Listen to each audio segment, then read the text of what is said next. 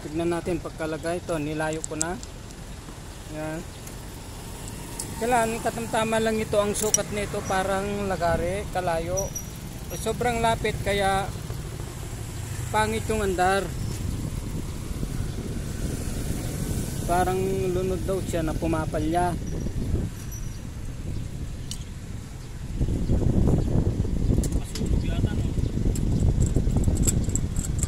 Try natin ulit, tignan natin kung anong naging problema niya. Titino or lalala.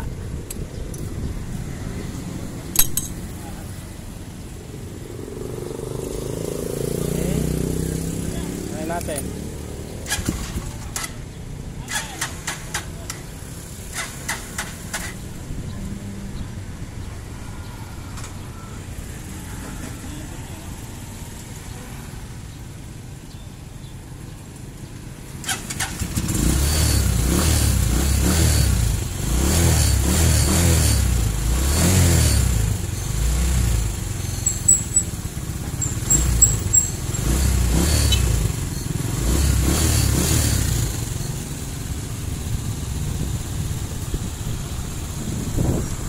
Wala po siyang ilaw? Mayroon? Meron po. Okay. Meron siyang ilaw.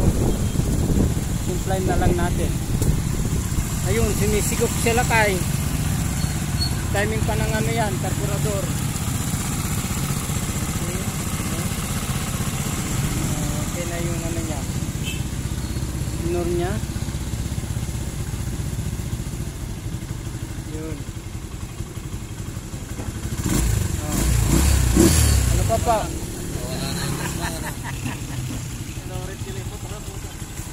Okay na siya.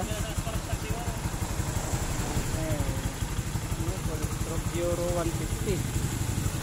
Yan. Yan po, may-ari si Tatang. Pero okay na po. Ano pang panyati siya? Ano pa po? Okay na po siya. Okay na siya? Hindi na siya magpupakita yan. Testing mo, Uncle. Testing mo. Testing ko nga. Testing nyo po. Patesting po natin.